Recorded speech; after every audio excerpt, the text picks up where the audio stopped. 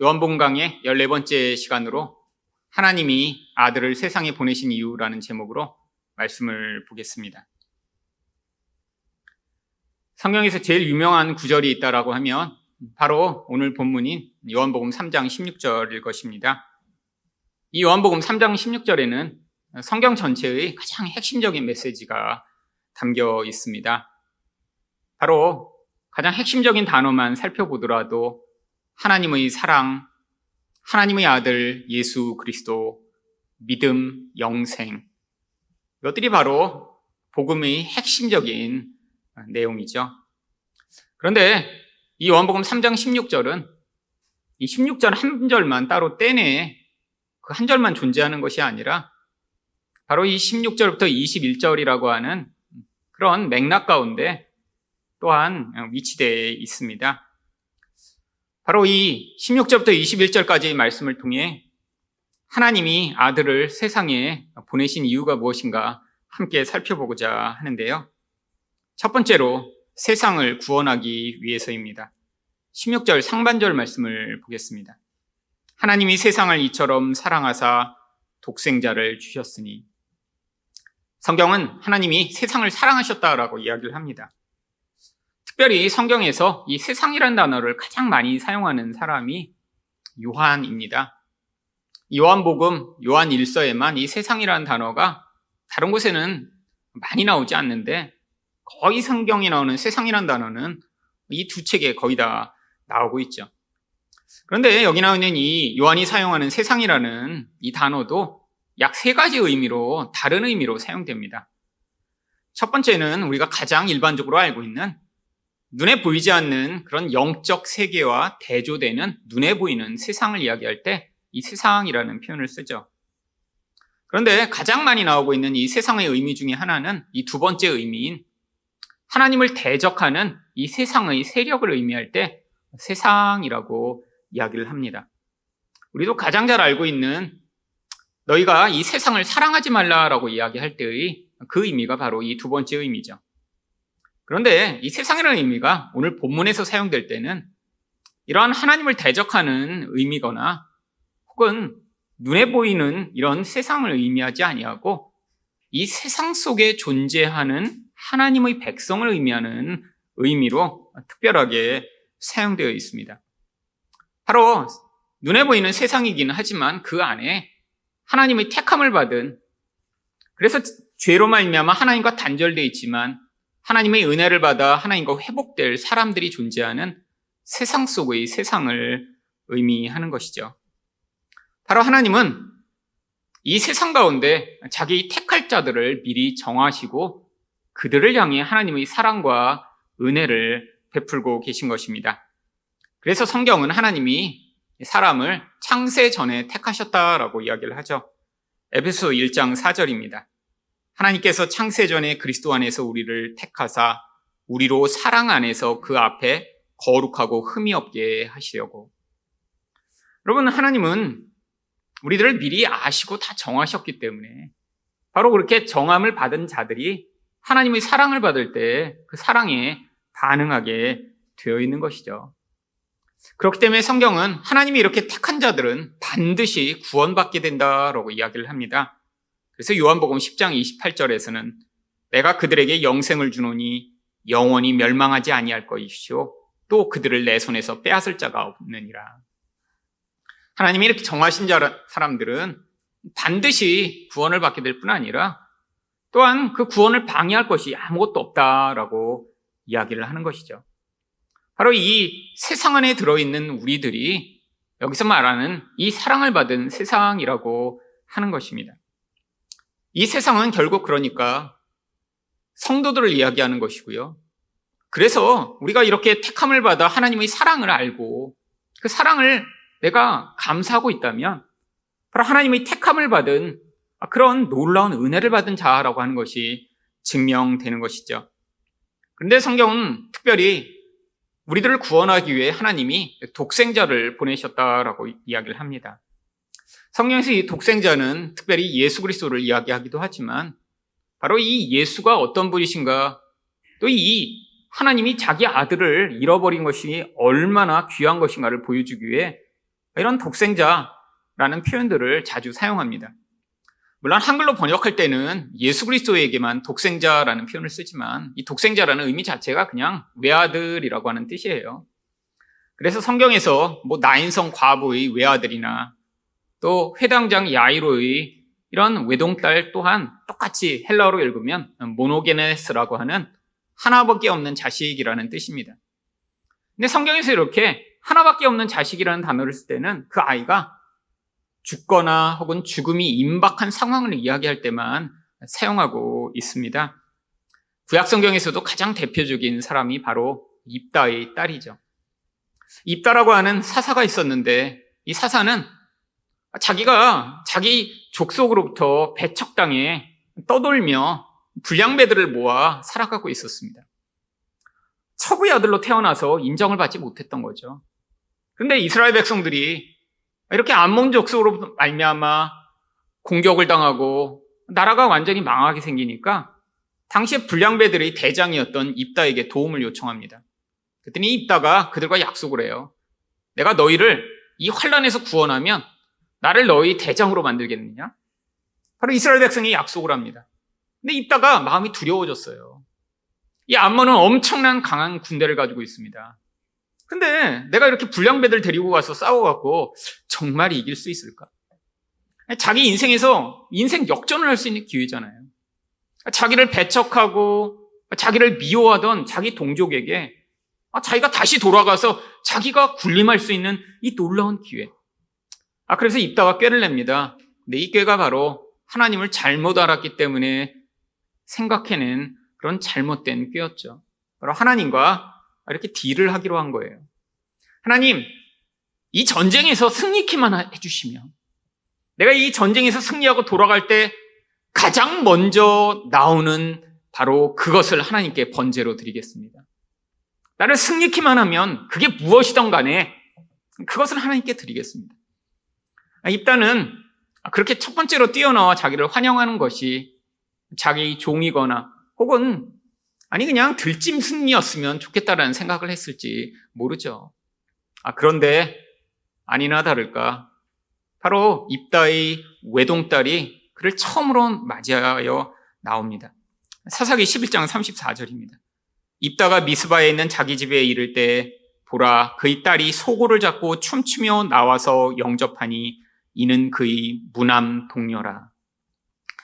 한글은 한자어가 있기 때문에 같은 단어도 이렇게 어떤 때는 독생자, 어떤 때는 외아들, 또 어떤 때는 이렇게 무난 동료라고 번역을 하고 있는데 원래 다 같은 단어입니다. 그냥 하나밖에 없는 자식. 여기도 헬라어로 이걸 번역하면 그냥 모노게네스, 외아들, 독생자라는 뜻이에요. 이 입다의 잘못으로 말미암아 그럼 입다의 하나밖에 없는 딸이 죽게 생긴 거예요. 그런데 성경은 이상하게 이 입다의 딸이 그냥 죽는 것이 아니라 처녀로 죽게 됨이 너무나 서글프고 이렇게 안타까운 일이라고 반복해서 이야기를 합니다. 사사기 11장 37절을 보시면 또 그의 아버지에게 이르되 이 일만 내게 허락하사 나를 2달만 버려두소서 내가 내 여자친구들과 산에 가서 나의 처녀로 죽음을 인하여 애곡하겠나이다. 물론 결혼도 못하고 자식도 낳지 못하고 이렇게 죽임을 당하는 이 어린 여자의 죽음 슬픈 거죠. 근데 성경이 자꾸 입다의 딸이 이렇게 처녀로 죽게 됨을 반복해 이야기를 합니다. 여러분, 지금 입다는 잘못된 서원을 냈어요. 지키지 않아도 되는 서원입니다. 성경에 의하면, 성경을 잘 알고 있었다면 이렇게 사람을 하나님께 번제로 드리는 거 하나님이 원하시지 않는다라고 이야기를 반복해서 하고 있고요. 이렇게 잘못된 서원은 폐기해도 된다고 이렇게 율법에 이야기를 하고 있는데도 입다는 자기 서원을 지키기로 합니다. 그리고 입다의 딸은 이 아버지가 잘못된 서원을 냈는데도 불구하고 그것을 순종해 자기가 처녀로 죽기 전에 2달을 애곡하고 죽겠다라고 순종을 하죠. 여러분, 구약에 나와 있는 이 무남 동료가 처녀로 죽는 이야기가 왜 기록된 것인가요? 이것도 바로 독생자로 오셔서 순결한 자로 우리의 죄악을 위해 죽으실 예수님을 보여주기 위해 일부러 기록한 것입니다. 여러분, 성경 전체에서 이렇게 여러분 자기 하나밖에 없는 자식이 자기 잘못으로 죽게 되는 것, 여러분 이 고통스러운 과정, 아니, 너무나 열망하여, 내가 이스라엘의 리더만 되면, 나를 이렇게 배척하고, 나를 왕따시키고, 내 출신이 비천하다고 이렇게 나를 짓밟던 사람들 앞에 내가 군림만 하게 되는 그 기회를 얻게 되면이라는 그 열망을 가지고, 이렇게 전쟁에 승리했지만, 이 잘못된 서운으로 말미암아 결국 입다는 사사가 되고도 그 사사의 일을 얼마 하지 못합니다. 여러분, 이게 딸을 잃어버린 아버지의 마음이죠. 근데 딸이 우연히 죽은 게 아니에요. 자기 때문에 죽은 것입니다. 여러분, 이게 바로 하나님이 우리에게 깨닫게 하시고자 하는 이 하나님의 아들의 죽음의 의미이죠. 여러분, 그래서 성경이 자꾸 독생자를 우리에게 주셨다라고 이야기를 하고 있는 것입니다. 여러분, 구약 성경에서 또한 자기 외아들을 하나님 앞에 바쳤던 아주 유명한 한 사람이 있죠. 바로 아브라함이죠. 여러분, 근데 이 왜 아브라함을 믿음의 조상이라고 이야기를 하는 것일까요? 바로 자기의 생명과 같은 존재를 하나님께 바치며 바로 이 아들을 대신하여 하나님이 양을 준비하신 것들을 믿었던 그 믿음을 통해 우리 하나님이 결국 인간을 위해 자기 아들을 죽이시면서 우리를 살리실 것에 대한 바로 그 믿음이 거기에서 확증된 것이죠. 여러분, 성경은 바로 그 아들의 죽음이 얼마나 귀하며 그것이 우리에게 어떤 의미인가를 우리가 깨닫기를 원하고 계십니다. 여러분, 그런데 이 아들이 죽어서 도대체 우리에게 무엇이 얻어지게 되는 것인가요? 16절 하반절을 보시면 이는 그를 믿는 자마다 멸망하지 않고 영생을 얻게 하려 하심이라. 여러분, 그 아들을 받아들이지 아니하면 우리에겐 멸망이 기다리고 있습니다. 근데 이 멸망의 반대말이 영생이에요. 여러분, 많은 사람들이 영생이라고 하면 좋은 천국에 가서 영원히 이렇게 그냥 즐겁게 사는 것이라고 생각하는 경우들이 많이 있죠. 여러분, 그런데 여러분, 성경에서 이렇게 천국에 갔더니 뭐 배불리 맛있는 것만 먹고 하나도 아프지 않고 그냥 늘 즐겁게 놀고 즐겁게 사는 그런 것이 천국이라고 이야기하지 않습니다. 성경이 천국이 어떠한 곳인가 이야기하는 바로 이 영생이 무엇인가 우리에게 명확하게 가르치고 있는 구절은 요한복음 17장 3절이에요. 영생은 곧 유일하신 참 하나님과 그가 보내신 자 예수 그리스도를 아는 것이니라. 여러분, 영생을 얻었더니 이젠 영원히 그냥 띵까띵까 놀면서 산다. 너희는 이 천국에 가서 그냥 원하는 모든 것들을 누리며 재밌게 살 거야. 이게 영생이야 라고 성경이 얘기하지 않아요. 어떻게 보면 아무것도 아닌 것처럼 보이는 것입니다. 그냥 하나님과 예수님을 아는 게 영생이래요. 이 영원한 생명의 줄임말이 영생인데 이 영원의 의미는 하나님과 같은이라고 하는 의미를 원래 가지고 있습니다. 하나님은 시간을 초월하시는 분이시잖아요. 그러니까 이 영원이라는 것이 단순히 시간이 긴 상황이 이야기하는 것이 아니라 신적 생명이 우리에게 주어지는데 이 신적 생명의 가장 중요한 본질은 바로 하나님과 예수 그리스도와 우리가 깊은 친밀감을 맺어 그와 같은 사랑하는 삶을 살게 되는 것입니다. 여러분, 우리에게도 바로 이 신적 생명의 그 본질이 완전히 사라지지 않고 남아있어요. 여러분, 인생에서 가장 행복하실 때가 언제인가요? 뭐 좋아하는 거 몰래 숨겨놓고 혼자 매일 먹고 있으면 너무 행복하신가요? 이건 애들이나 그렇죠. 여러분, 뭐 맛있는 거라고 애들이 방에다 감춰놓고 혼자 그렇게 먹고 있는 거 보면 야, 정말 행복하겠다 이렇게 생각하시나요? 그러면 아닙니다. 여러분, 이제 좀 성숙해지고 진짜 행복을 아는 사람은 좋은 게 있으면 어떻게 행복하죠? 내가 사랑하는 사람과 나누고 같이 먹고 같이 즐거워할 때 진짜 행복하죠. 여러분, 저는 뭐 맛집이라고 해서 이렇게 뭐 이렇게 어디 찾아가거나 그러지 않습니다. 근데 맛집을 가고 싶을 때가 있어요. 언제 가고 싶은 줄 아세요? 이렇게 뭐 방송이나 유튜브 같은 데서 와, 이 집 맛있다라고 하면 야, 나중에 내가 사랑하는 사람과 이렇게 같이 가서 한번 먹여주면 좋겠다 이런 마음이 들어요. 뭐 제가 그렇게 막 먹을 거에 탐하진 않지만 뭔가 그래도 평소보다 좋은 게 있으면 내가 좋아하는 사람이 그것을 먹으면 와, 이 집 정말 맛있다. 그러면서 거기서 뭔가 기분이 좋아지고 함께 즐거워지는 그게 정말 행복한 거니까. 그 먹을 거를 통해서 뭔가 그 함께 함께하는 기분과 행복을 누리고자 하는 마음이 진짜 더 좋은 거니까 그거를 누릴 때 그것을 행복이라고 느끼죠. 여러분, 인생에서 정말 아무리 돈이 많아도, 아무리 권력의 자리에 서도 진짜 관계적 이 친밀감 안에서 누리는 행복을 맛보지 못하면 인생은 진짜 불행해집니다. 여러분, 많은 사람들이 인생의 그런 인생들을 살아가요. 제가 미국에서 시카고에 있는 아주 큰 교회에서 하는 세미나를 갔습니다. 근데 이제 미국 사람들이 참여하는 세미나라 제 옆자리에 이제 그 교회에서 사역하는 사역자가 옆에 앉았다가 같이 이제 대화를 하게 됐어요. 근데 뭐 얘기하다 무슨 일을 하냐 그랬더니 그 교회에서 자기가 맡은 일은 혼자 사는 부자들만 이제 자기가 담당을 해서 사역을 한대요. 그래서 왜 혼자 사는 부자들을 사역하냐 그랬더니 시카고 교회로 가면 집이 정말 어마어마하게 커서 뭐 200평, 300평짜리 집을 지어놓고 혼자 사는 부자들이 그렇게 많대요.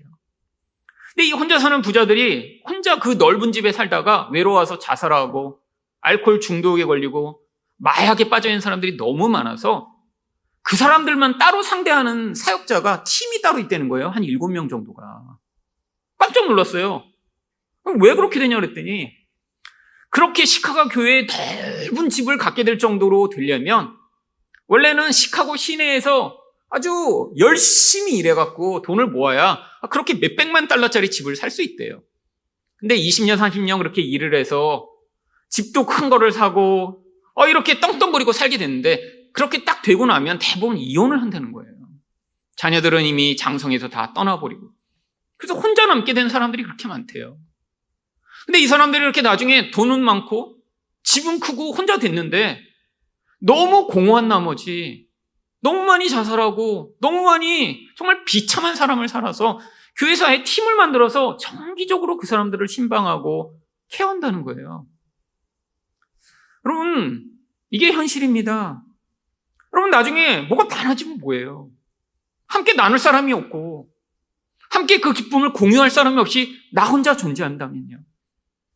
여러분, 감옥에서도 가장 비참한 형벌이 무엇인가요? 독방에 가두는 것입니다. 여러분, 아무하고도 얘기할 수 없고 아무하고도 내 감정과 상황을 나눌 수 없는 그 상태, 인간에게는 가장 비참한 상태인 것이죠.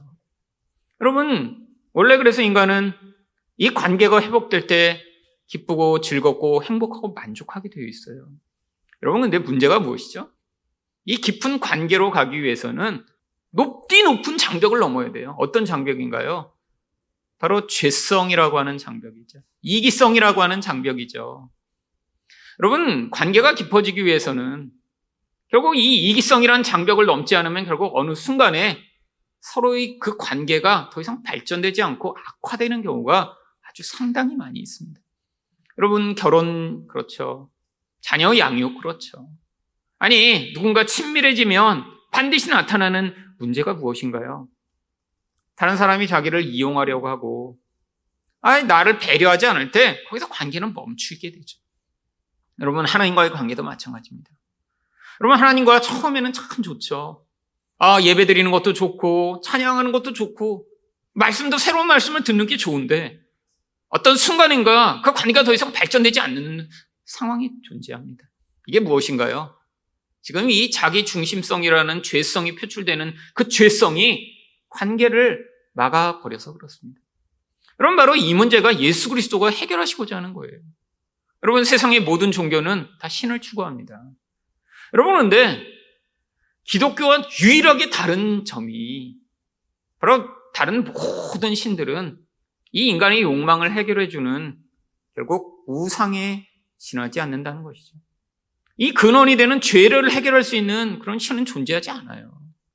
하나님이 이걸 해결하기 위해 단순히 강력하고 능력이 많은 하나님으로 그냥 존재하신 것이 아니라 우리에게 자기 아들을 보내신 것입니다.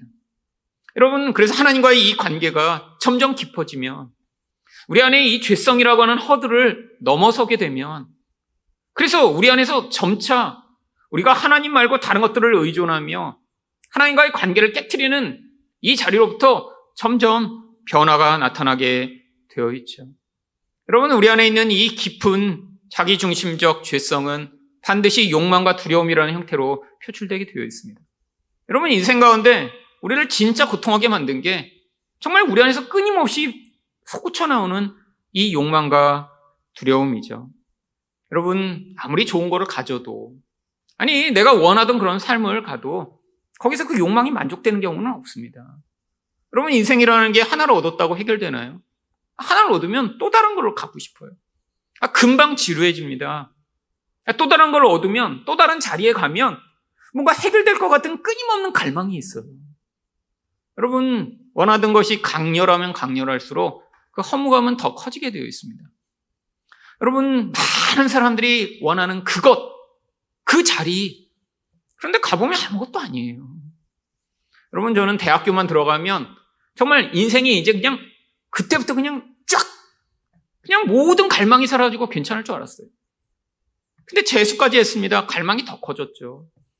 여러분, 그래서 대학을 들어갔더니 허무감이 너무너무 큰 거예요.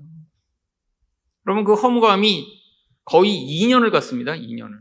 왔더니 아무것도 없잖아. 뭐야? 여러분, 그래서 허무함을 느끼지 않고 또 다른 목표를 또 세워서 열심히 하는 사람들 많이 있죠. 제가 대학교 들어갔더니 들어가자마자 그런 목표를 세워 열심히 하는 사람들 주변에 있었습니다. 저처럼 막 몇 년을 허무감에 헤매지 아니하고, 나는 사법고시를 볼 거야.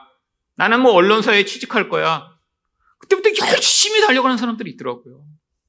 그렇게 해서 법관이 되고 남들이 원하는 그런 자리에 가면 그 허무함이 다 사라지나요? 아니에요. 인생이란 계속 반복되게 되어 있습니다. 이 깊은 구덩이 같은, 무적행과 같은 우리 영혼의 이 공허감. 여러분, 이걸 채울 수 있는 유일한 길은 하나님의 사랑이 우리 안에서 계속해서 부어줘야 돼요. 여러분, 내가 뭘 잘해야, 내가 더 높은 자리에 서야, 그래야 인정받고 사랑받고, 그래야 만족하는 것이 아님을 우리 영혼의 근원에서부터 깨닫는 이 하나님과의 관계로부터 말미암는 그 사랑.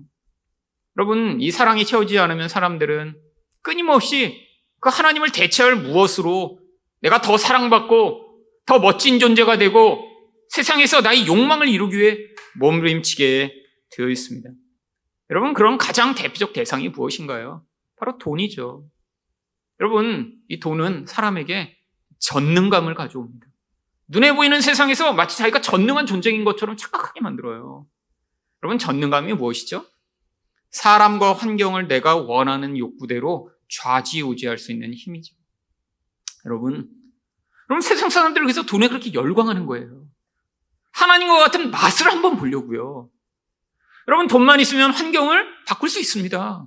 그렇잖아요. 여러분, 돈이 갑자기 많이 주어지면 여러분 뭘 하시겠어요? 우리 다 원하는 게 있죠. 근데 그 원하는 게 환경이라면 대부분 뭐 집이나 차를 바꾸거나 이런 거죠. 이게 환경을 변화시키는 거예요. 좀 더 내가 원하는 그런 멋진 환경으로. 여러분, 이게 바로 전능감입니다. 여러분, 지금 불편한 상황인데도 내 집을 바꾸지 못하고 내 차를 바꾸지 못하고 하고 있다면 지금 돈이 넉넉하지 못해서 그렇죠.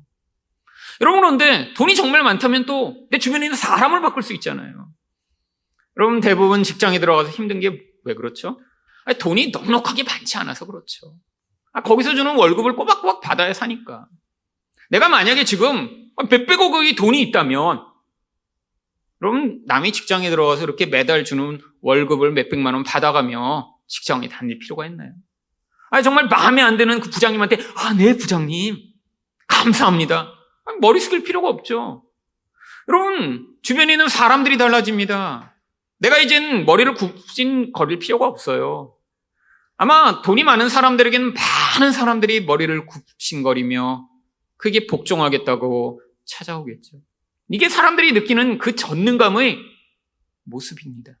여러분, 그런데 그렇기 때문에 이 돈이라는 게 하나님을 사랑하고 하나님을 의존하는데 가장 큰 방해물이 되는 거예요. 여러분, 그래서 성경이 돈에 대해 뭐라고 이야기를 합니까? 디모데전서 6장 10절을 보시면 돈을 사랑함이 일만 악의 뿌리가 되나니 이것을 탐내는 자들은 미혹을 받아 믿음에서 떠나 많은 근심으로써 자기를 찔렀도다. 여러분, 돈은 원래 사랑해야 되는 대상이 아니에요. 근데 왜 사랑하죠? 바로 사람을 하나님처럼 만들어줄 수 있다는 착각을 하게 만드니까 하나님의 자리에 돈을 올려놓게 되는 거예요. 여러분, 이게 어떤 정말 돈에 매여있는 소수의 사람들의 이야기인가요? 여러분, 예수를 믿어도 똑같이 유혹받고 똑같이 흔들립니다. 여러분, 세상이 지금 얼마나 정말 파도가 치듯이 요동하고 있나요? 작년과 올해 지금 이 1년 사이에 천국과 지옥을 왔다 갔다 하는 사람들 세상에는 정말 수백만 명입니다. 지금 주식에 투자했다, 비트코인에 투자했다 그래서 정말 나는 지금 천국으로 날아가고 있는 것 같아. 근데 인간의 욕망이라는 게 무엇이죠? 세상이 계속 얘기해요. 언젠가 떨어질 거야. 이거 위험해. 근데 이 욕망이라는 건 어때요? 조금 있으면 1억 원이 될 거야. 아니야, 2억 원이 될 거야. 절대로 못 빠져나옵니다. 이걸 빠져나올 수 있는 사람은 진짜 대단한 사람들이죠. 여러분, 결국 또 추락하고 있습니다. 그럼 어떻게 해요? 또 지옥을 경험하겠죠. 여러분, 이게 사람들이 세상에서 느끼는 거죠. 여러분, 이게 바로 성경이 이야기하는 바람에 나는 겨와 같은 인생입니다. 여러분, 겨는 견고하지가 않아요. 실체가 없어요. 그러니까 어떻게 되죠? 바람이 불면 하늘 끝까지 올라갈 수 있습니다. 바람이 세게 불면 어떻게 돼요? 구름 위까지 가면 이야, 내가 하나님인가 봐. 바람이 멈추면 어떻게 되나요? 땅에 떨어져 쓰레기처럼 굴러다니겠죠. 여러분, 영적 생명이 없는 존재는 하나님과 관계를 깊이 맺지 못해 이 생명을 공급받지 못하는 모든 세상의 존재는 이렇게 우리를 요동케 하는 가짜의 그 근거를 두고 하늘로 치솟아 올랐다 땅으로 떨어졌다를 반복하는 인생을 살게 되어 있습니다. 여러분, 그래서 성경이 이 돈에 대해 뭐라고 이야기를 하나요? 히브리서 13장 5절을 보시면 돈을 사랑하지 말고 있는 바를 족한 줄로 알라. 그가 친히 말씀하시기를 내가 결코 너희를 버리지 아니하고 너희를 떠나지 아니하리라. 여러분, 하나님과의 관계가 깊어지면 그분이 어떠신 분인가 우리가 알게 되면 그래서 진짜 믿게 되면 그분이 우리에게 이렇게 내가 너를 절대 떠나지 않아, 내가 너를 절대로 버리지 않아라는 그 말씀이 우리의 믿음의 근간이 되면 그때 뭐가 가능한 것이죠? 눈에 보이는 그 세상에 대한 의존과 유혹에서 이제 벗어날 수 있는 것입니다. 하나님이 이미 나에게 주신 것에 만족하고 기뻐할 수 있는 것이죠. 여러분, 우리가 아무리 난 돈을 벗어날 거야, 나는 이만큼만 벌면 그 다음에 이 돈에서 자유를 얻을 수 있을 것 같아요. 여러분, 아무리 몸부림쳐도 자유가 주어지지 않습니다. 여러분, 난 10억 원만 있으면 이제 돈에 대해서 자유로울 것 같아요. 만약에 10억 원을 벌더라도요, 절대로 자유를 얻지 못해요. 10억 원 벌면 20억만 있으면 이런 생각이 들겠죠. 여러분, 그게 인생입니다. 여러분, 부자들을 보세요. 100조 원을 가져도 만족하지 못해요. 여러분, 전 세계에 1조 원 이상 가진 사람이 1250명 정도 있더라고요. 1조 원. 여러분, 그 1조 원을 이상 가진 사람, 많이 가진 사람은 100조 이상도 가진 사람이 있죠. 1조 원을 가지고 있으면 죽을 때까지 절대 그 돈을 쓸 수가 없습니다. 근데 이 사람들은 다 더 많은 돈을 벌고 싶은 열망으로 그 돈을 또 투자하며 더 많이 벌 거야, 더 많이 벌 거야를 생각하고 있겠죠. 여러분, 유일하게 우리가 이 눈에 보이는 그 불안과 욕망으로부터 벗어날 수 있는 길은 하나님과의 관계를 통해 하나님의 음성이 우리 영혼을 안정하게 만드는 것입니다. 여러분, 그럴 때 우리한테 어떤 기도가 자연스럽게 나오게 되냐면 바로 잠언 30장 7절과 8절의 아합으로의 기도를 할 수 있게 되는 것이죠. 내가 두 가지를 주께 구하였사오니 내가 죽기 전에 내게 거절하지 마시옵소서. 곧 헛된 것과 거짓말을 내게서 멀리 하옵시며 나를 가난하게도 마옵시고 부하게도 마옵시고 오직 필요한 양식으로 나를 먹이시옵소서. 혹 내가 배불러서 하나님을 모른다 여호와가 누구냐 할까 하오며 혹 내가 가난하여 도둑질하고 내 하나님의 이름을 욕되게 할까 두려워함이니이다. 솔직히 저도 이 기도를 진실하게 아직까지 못했습니다.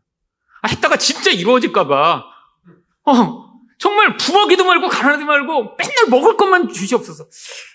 아직 못하겠어요. 아직. 여러분, 이거 얼마나 사실은 답답한 인생인가요? 생각해 보세요. 오직 필요한 양식으로만 나를 먹이시옵소서. 여러분, 그런데 정말 하늘의 생명으로 우리 영혼이 가득 차 우리 하나님이 어떠신 분인가 진짜 안다면 우리가 이렇게 조급해하며 아니 이 땅에서 더 많은 것을 쌓아야 내 미래가 괜찮을 거라는 이 불안과 두려움으로부터 벗어날 수 있겠죠.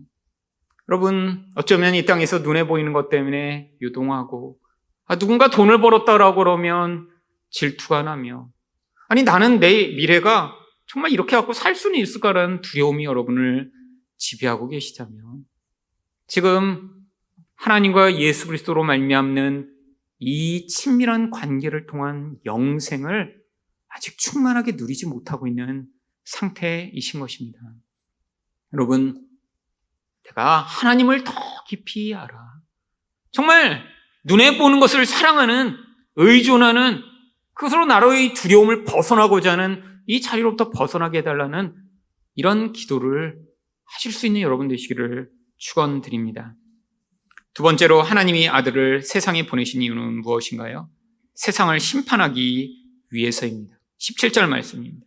하나님이 그 아들을 세상에 보내신 것은 세상을 심판하려 하심이 아니요 그로 말미암아 세상이 구원을 받게 하려 하십니다. 여러분 17절 말씀을 보면 제가 대지로 이야기한 아들을 보내신 이유가 심판하기 위함이라는 것과 반대되는 것 같습니다. 여러분 그런데 제가 대지에서 사용한 이 세상은 바로 이 아들을 거부한 세상을 이야기하고요. 17절에서 나오는 세상은 바로 세상 속의 세상인 하나님의 백성을 이야기하는 것이죠. 결국 이 아들이 구원만 하시는 것이 아니라 심판을 동일하게 행하고 계신 거예요.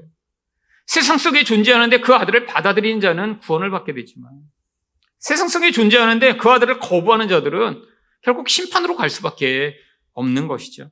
그래서 18절이 이렇게 이야기합니다. 그를 믿는 자는 심판을 받지 아니하는 것이요 믿지 아니하는 자는 하나님의 독생자의 이름을 믿지 아니하므로 벌써 심판을 받은 것이니라. 여러분, 아들을 받아들이지 않으면 그 자체가 심판이래요. 여러분, 멸망의 상태, 하나님과의 관계가 끊어진 상태가 이미 심판입니다. 아니, 관계는 끊어졌지만 우리가 볼 때는 되게 잘 사는 것처럼 보이는 사람들이 있어요. 이런 사람들 때문에 문제입니다. 여러분, 우리는 다른 사람의 그 마음과 그 실체를 정확히 알 수가 없어요. 사람들이 드러내는, 그런 광고하는, 남들에게 보여주고자 애쓰고 노력하는 그 일뿐만을 알 뿐이죠. 어떤 사람이 너무너무 행복한 것처럼 그렇게 자기를 드러내고 있다면 그 사람은 되게 불행할 사람일 확률이 높아요. 여러분, 진짜 행복한 사람은 SNS에 나 이렇게 행복해, 나 이렇게 좋은 거 먹어, 나 이렇게 멋있는 데 갔어 광고하지 않습니다. 여러분, 성경은 바로 우리를 이런 불행으로부터 예수가 구원해 주시겠다고 약속하고 있는 거예요. 다른 사람의 시선에서 자유로울 수 있으며 내 미래에 대한 이 불안과 초조로부터 구원하는 그 예수의 이름이에요. 여러분, 그래서 이 예수의 이름이 바로 구원자입니다. 여러분, 그래서 마태복음 1장 21절에서 뭐라고 이야기하나요?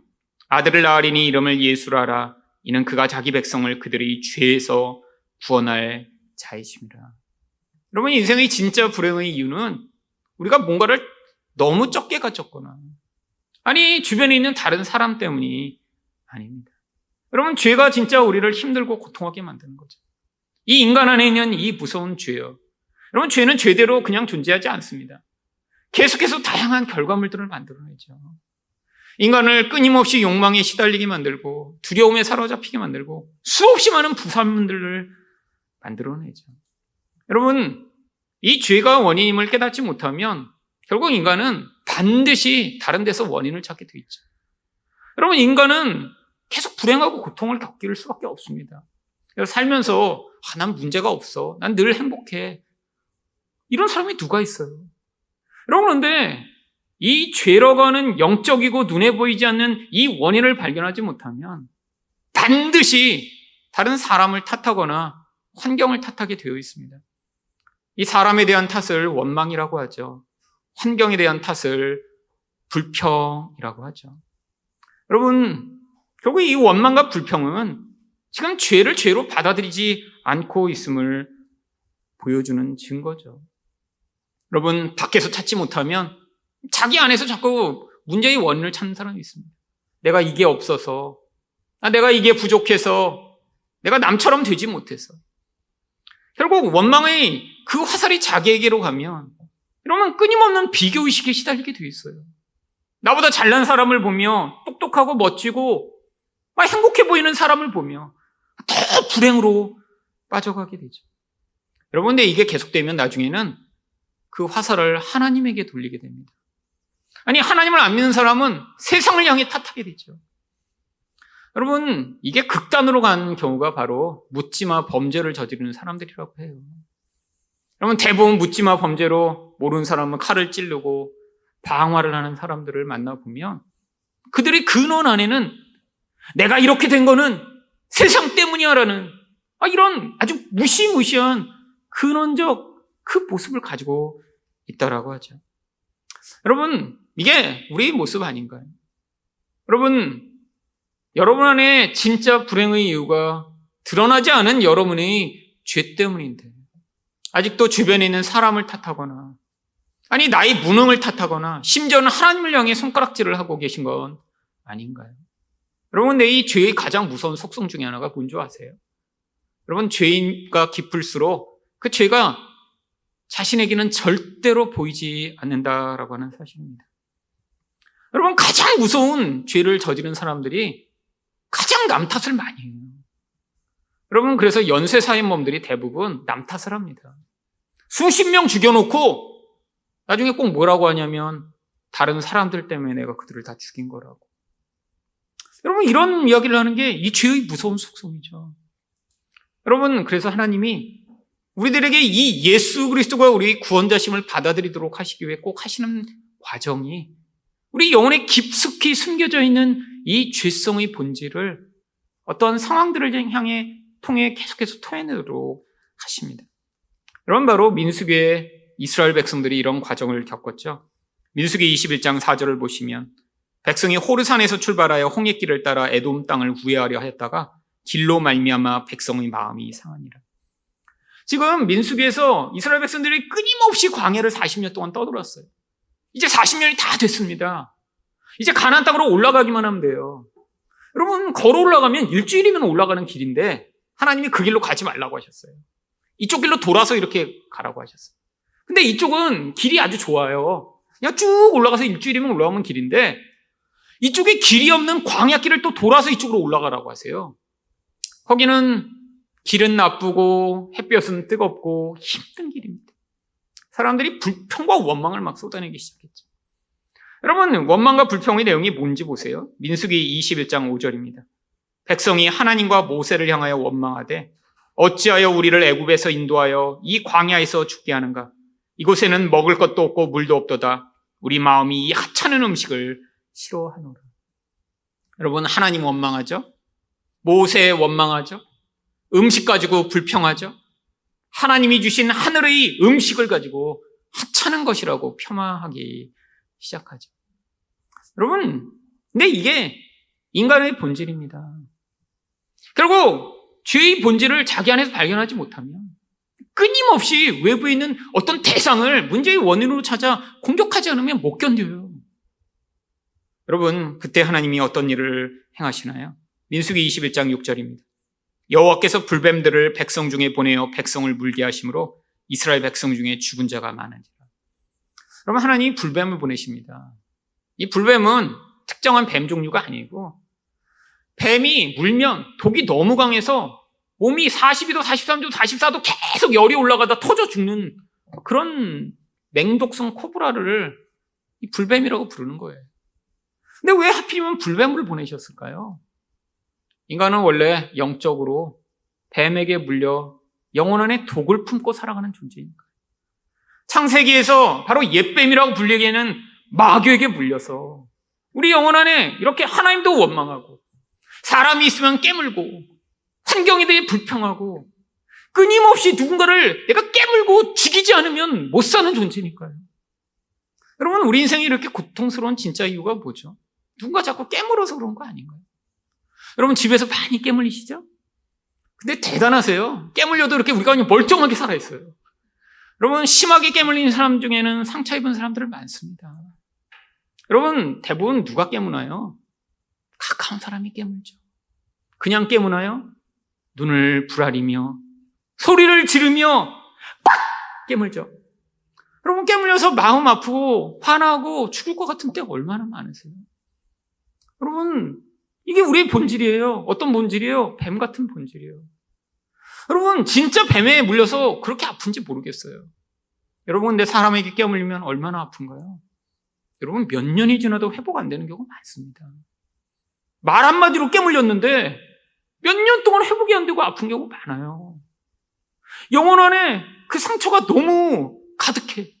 내 안에서도 그 독이 나를 열받게 하고 끓어오르게 만드는데 못 견디게 만드는 경우 많이 있죠. 여러분, 그런데 하나님이 이 불뱀을 보내신 이유가 바로 그 불뱀이 바로 이스라엘 백성임을 눈으로 보고 확인하도록 일부러 보내신 거예요. 여러분, 민수기에서 이스라엘 백성들이 하나님을 10번이나 배반하고 하나님을 욕하고 돌아가겠다고 난리칩니다. 근데 그때마다 하나님이 심판하셨다가 때로는 모세의 중보로 용서하셨다가를 반복했는데 바로 이 장면에서 처음으로 이스라엘 백성들이 무슨 일을 한 줄 아세요? 민수기 21장 7절입니다. 백성이 모세에게 이르러 말하되 우리가 여호와와 당신을 향하여 원망함으로 범죄하였사오니 여호와께 기도하여 이 뱀들을 우리에게서 떠나게 하소서. 모세가 백성을 위하여 기도하며. 여러분, 이 처음으로 자기 죄를 인정합니다. 이전에는 죽어도 죄를 인정하지 않았어요. 그리고 그냥 죽어버렸어요. 고기 먹다가 욕심을 부리며 막 고기 더 달라고 하다가 이 사이에 고기를 물은 채로 죽으면서도 회개하지 않았어요. 그게 자기 잘못이라고 인정을 못했어요. 근데 가나안에 들어가기 전 이 마지막 자리에서 이들이 처음으로 자기 죄를 인정합니다. 여러분, 이게 얼마나 안타까운 일인가요? 하나님이 우리 인생에도 때로는 광야의 길을 걷게 하세요. 물론 인생 전체가 광야입니다. 태어나서 죽을 때까지가 광야지만 때로는 길이 너무 험난한 때가 있어요. 너무너무 화나고 너무 답답하고. 그냥 험하기만 하면 좋은데 옆에 뱀과 전갈이 자꾸 깨물어요. 막 몸이 열을 받아요. 못 견디겠어요. 여러분, 근데 왜 하나님이 그런 길을 걷게 하시는지 기억해야 합니다. 어쩌면 하나님이 그 길 가운데 우리 안에 있는 드러나지 않았던 그 본질적 본성이 무엇인가를 드러내셨어요. 우리가 그것이 얼마나 파괴적이고 고통인가를 우리 입으로 고백하며 하나님, 우리를 이 자리로부터 구원하여 주시옵소서라고 구원자 예수를 불러 만드시는 기회가 되는 것이죠. 결국 어떻게 이들이 구원을 받나요? 민수기 21장 8절을 보시면 여호와께서 모세에게 이르시되 불뱀을 만들어 장대 위에 매달아라. 물린 자마다 그것을 보면 살리라. 뭘 보여주시기 위해서요? 예수가 우리 뱀 같은 자를 위해 뱀처럼 되셨을 때만 그것을 믿음으로 바라보는 자에게만 구원이 임함을 가르치시고자. 그래서 바로 이 요한복음 3장 14절에서 예수님이 뱀 이야기를 하신 것입니다. 모세가 광야에서 뱀을 든 것 같이 인자도 들려야 하리니. 여러분, 우리 인생의 이 여정이 결국 우리가 예수도 잘 믿는 자. 그래서 그 예수를 믿어야 그 다음 무슨 단계로 나가나요? 이 영생을 우리 인생에서 누리며 이제는 사랑하는 삶을 살아. 정말 이전에는 불가능하던 누구와 함께 있어도 행복과 만족과 기쁨을 누리는 그런 인생. 하나님과도 뭔가 불편하고 어색하고 이런 상황으로 가는 게 아니라 그분이 너무 사랑스럽고 너무 좋아서 빨리 이 땅을 떠나 그 영원한 행복의 자리로 가고 싶은 열망으로 하나님을 예배하고 찬양하는 자리에 서게 되지 않을까요? 여러분, 이런 사랑이 없이 여러분 천국에 가신다면 여러분 진짜 불편하실지도 몰라요. 여러분 진짜 여러분 하나님을 사랑해서 영원히 같이 있고 싶으세요? 아니면 천국에 가서도 그냥 먼 발치에서 하나님은 이렇게 가까이 하지 않고 그냥 하나님 저기 계시고 난 하나님이 오려고 할 때마다 이렇게 사방을 빙글빙글 돌며 도망다니며 이렇게 뭔가 하나님이 이렇게 그냥 가까이 해야 될 것 같은데 불편하고. 그럼 이런 사람 얼마나 많나요, 교회에? 그럼 지금 뭔가 심각한 것입니다. 영생은 하나님과 그의 아들과 영원히 이렇게 친밀감을 가지고 알아서 더 알아가고 더 알아가고 그분이 얼마나 좋은가 더 알아가는 그 자리에 서는 것이 영생인데, 여러분 바로 이 세상에서부터 이 일을 하도록 하나님이 우리를 부르신 거예요. 여러분 이런 친밀감의 자리로 가기 위해 반드시 필요한 것이 바로 우리의 이 죄성이 점차 자유를 얻는 것입니다. 여러분 근데 바로 그 자리에 선 자들이 복받은 자들이고 구원받은 하나님 백성이죠. 그렇지 않은 자들은 무엇을 받나요? 19절 말씀입니다. 그 정죄는 이것이니 곧 빛이 세상에 왔을 때 사람들이 자기 행위가 악함으로 빛보다 어둠을 더 사랑한 것입니다. 여러분 우리도 똑같이 어둠이 있는데 은혜 받은 자의 증거가 무엇이죠? 그 어둠이 얼마나 무서운 것인가 깨닫고 하나님 앞에 나아가 회개하는 거예요. 여러분 이게 차이입니다. 여러분 그런데 어둠 가운데 있는 자들은 점점 더 깊은 어둠으로 가죠. 빛을 거부하죠. 왜요? 20절 말씀을 보시면 악을 행하는 자마다 빛을 미워하여 빛으로 오지 아니하나니 이는 그 행위가 드러날까 하며, 21절을 보시면 진리를 따르는 자는 빛으로 오나니 이는 그 행위가 하나님 안에서 행한 것임을 나타내려 함이니라 하시니라. 여러분 예수가 결국 두 가지 다른 길을 만들어내는 것입니다. 한 번 예수가 오셨는데 결국 자기의 어둠과 죄를 고백하며 빛이신 예수를 따라가는 자는 이 영생을 누리게 되고, 그렇지 않은 자들은 결국 스스로 선택하여 하나님과 결별하는 자리에 서게 되는 것. 이게 이미 심판이며 정죄라는 것이죠. 생명 대신 예수 그리스도를 더 풍성히 사모하고 그분을 의존함으로 이 영생을 누리시는 여러분 되시기를 축원드립니다.